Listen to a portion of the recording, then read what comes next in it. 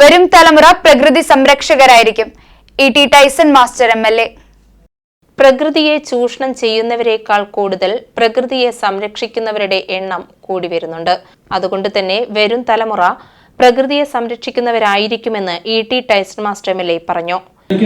Miyawaki കാട് കണ്ട ആളുകൾ കൈവയ്ക്ക് മിയാവാക്കി കാടുകൾ കണ്ട ആളുകൾ മുനക്കിലുള്ള മിയാവാക്കി കാട് കണ്ടില്ല എന്നാണ്.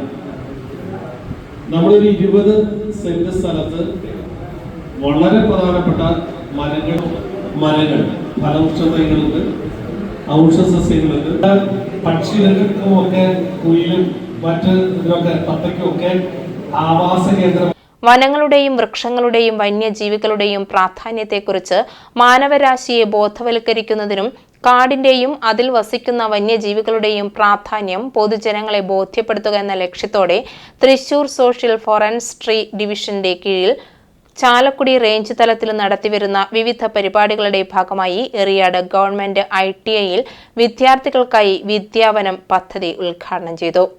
അഴീക്കോട് മുനക്കൽ മുസ്രിസ് ഡോൾഫിൻ ബീച്ച് നിർമ്മിച്ചിട്ടുള്ള മിയാവാക്കി കാട് മാതൃകയിൽ 5 സെന്റ് സ്ഥലത്ത് വിവിധ ഇനത്തിൽപ്പെട്ട 300-ൽ പരം ഫലവൃക്ഷത്തൈകളാണ് വിദ്യാവനത്തിൽ നട്ടുപിടിപ്പിക്കുന്നത്. വരും നാളുകളിൽ മണ്ഡലത്തിൽ ആവശ്യപ്പെടുന്ന സർക്കാർ എയ്ഡഡ് വിദ്യാലയങ്ങളിലും പദ്ധതി നടപ്പാക്കുമെന്നും ഇ.ടി. Tyson master MLA. പറഞ്ഞു. ചടങ്ങിൽ range forest officer social forest range Chalakudy SL Sunilkumar സ്വാഗതം പറഞ്ഞു. Government ITI principal KK Saraswathi അധ്യക്ഷത വഹിച്ച ചടങ്ങിൽ ward member Thampi E Kannan, Hitha TS, Sheeja TS, Ramya AR തുടങ്ങിയവർ ആശംസകൾ നേർന്ന് സംസാരിച്ചു. Chalakudy section forest officer PK Muhammad Hussain നന്ദി പറഞ്ഞു.